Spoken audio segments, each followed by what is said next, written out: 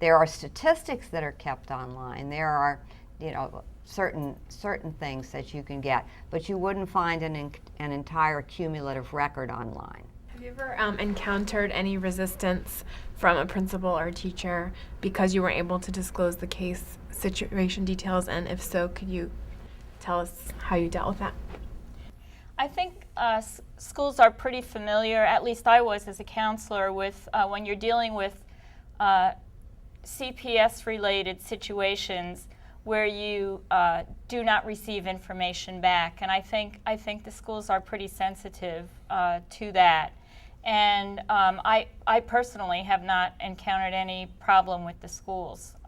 On my particular case, my students moved to a different county, and that particular county did not have a CASA program.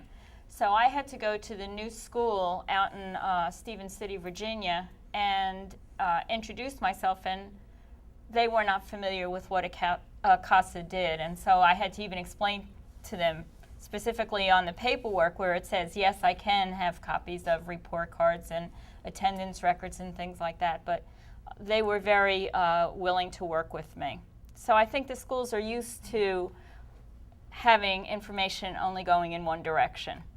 Now, on occasion, you may experience a teacher who is very interested in what's happening with the child, more so because they want to help the child as opposed to, and I've had one or two because I had some kids who hopped schools almost 6 times in 3 years. And so they really do want to figure out what's going on with these kids. But once you make it really clear that you can't share the information, they're okay with that. And most of the time they're asking out of concern for the child, not because they're nosy. And there's certain kinds of things that you can say that'll be very helpful. You can say to them, this child has moved schools. This is the 3rd school this child has attended this year. You don't have to give them all the reasons why that child has moved 3 times. But you can say, there are bound to be big gaps because Johnny, this is the 3rd school Johnny's been in this year. And there is some sharing of information that can go on. The information that cannot be disclosed is the particulars of the case as it is at court. I was wondering about the individual education plan committee.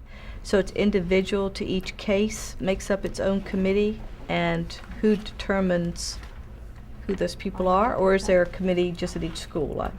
Okay, normally the committee is composed of the principal's representative, which is usually a member or the department head of the special education department, 1 special education teacher, 1 general education teacher. The child can be a member, the parent, and then if there's any specific needs for the child, like physically disabled or anything like that, that's also going to be a member. So everybody just sits down and looks at all the records. They do the testing, and then they meet and they decide what's going to happen. And it all has to be, the parent is the one that says yes or no for what's going to happen with that child. And this is where you're moving from an informal to a formal type of procedure. If you work with the child, with the school personnel, with the family or foster family, and you become increasingly convinced that this child may be in need of special education services, this is when someone, generally the teacher or the parent, will make a referral to the committee, and they will do what they call child find and work through that process, testing if they believe it's appropriate, and deciding whether the child is in need of special education services, and if so, what kind of services.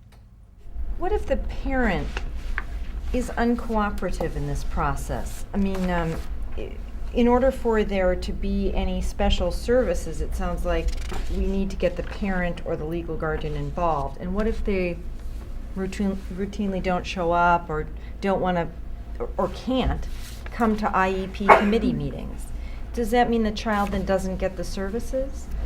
That can be a very, very difficult situation. I actually had a case where the mother went to extraordinary lengths to prevent the child from being tested or for receiving special education services.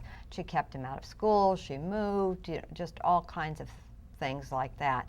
And the bottom line is the parent has to agree. If the parent is the person who has custody, if the parent has lost custody, then the legal guardian, which is often in those cases the Department of Family Services, then they can act in loco parentis and take that role of seeking and approving of special education for the child. To follow up on that, if I was on several of those committees as a general education teacher, and we had a couple of times where the parent would never come in. And we just documented that they wouldn't come in, and we just signed for them their individual education plan and put it into effect. And until they came in and said, I don't want this in effect, we did it. If a child has an IEP and then they're, by extension, a committee, doesn't that give the school an awful lot of information as to kind of what's going on as to why this child would have an IEP? Or does every child have an IEP? Oh, no. No, not No. every child has an IEP, but sometimes the schools get more information, but most of the time the IEP is focused on the child's educational issues. And so, and actually one of these people could probably answer this a little bit more. In some cases, they will do a social case history, and obviously if a social worker who works for the school system does a social case history, a lot more information will come out. However, that's not a required component of an evaluation of a student. It used to be a requirement, but now it's optional. So they only would do a social case history if they thought that there were things impacting the student that were going on at home. Now in a case where we're involved, they probably would want to do it. So yes, in some cases if a social case history is done, then more information would come out. But everybody on an IEP committee is bound by confidentiality rules. Schools have confidentiality rules for their employees, just like we have confidentiality rules. The other key in that is when you get to those levels of committee, it is a formal process. And so the person taking the lead is either going to be the caseworker who has authority to disclose information. The guardian ad litem may be involved, who also has authority to disclose information, or the parent. So again, your role as the CASA would not be to disclose the information in that setting. It would be any information that's disclosed about the reasons why the children are in care would be the responsibility of the caseworker or the guardian ad litem.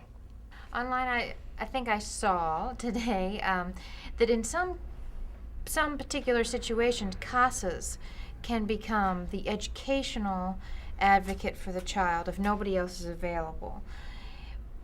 Has that happened for any of you? And in general, doesn't that create some conflict of interest, because then you are in a situation where you are sort of responsible for getting services for the child?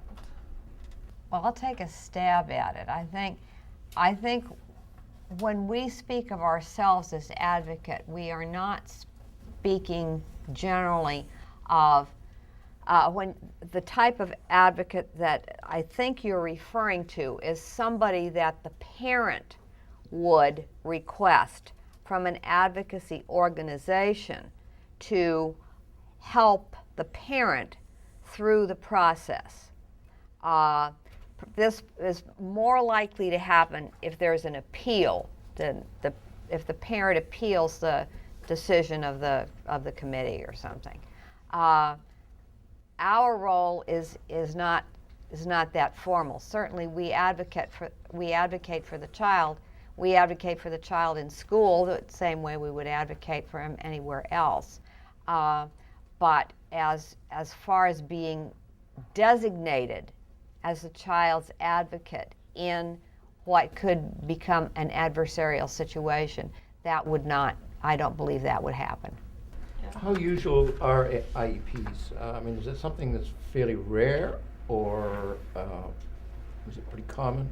Are the budgetary implications for the school in order to have an IEP? In other words, is the inclination of the school to be favorably disposed, or is it something that's kind of hard to? There are guidelines, and I'm going to let one of the educational specialists take this after I give a brief introduction. There are guidelines that schools follow. My experience with the kids that I've had, for the most part, the schools want to do what is in the best interest of the child. And so they evaluate them based upon the criteria. And if they don't think an IEP is appropriate, they'll try and find something else that would help. But as far as the actual percentages, what do you all think?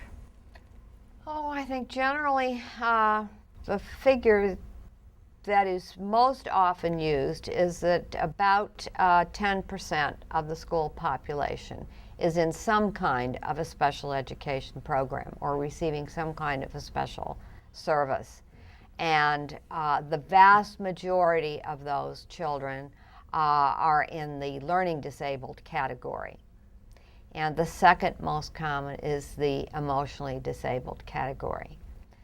Another, and this is in the area of disabilities, another area, of course, that has grown very much is our language minority population, and the number of students who have to be provided with English English for speakers of other languages is also a component. It's a special education, but a little bit different perspective on One of the informal ways to help you have is arrange for someone to monitor the child's homework. Now, this may be incredibly naive on my part, but if a child's in foster care, wouldn't their foster parents be doing that?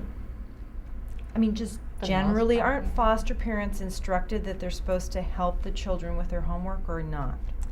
Yes, they are, and in an ideal world, that would be wonderful. I happen to have had several children who were moved from one foster care to another foster care situation, and part of what the caseworker and I were dealing with on a routine basis was that there was no oversight to their schoolwork.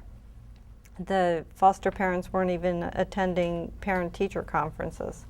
So, you know, in that case, what we were doing is asking the school to check and help the children make sure that they had the right homework assignments and had the right books and those kinds of things. So, you know, sometimes it's needed.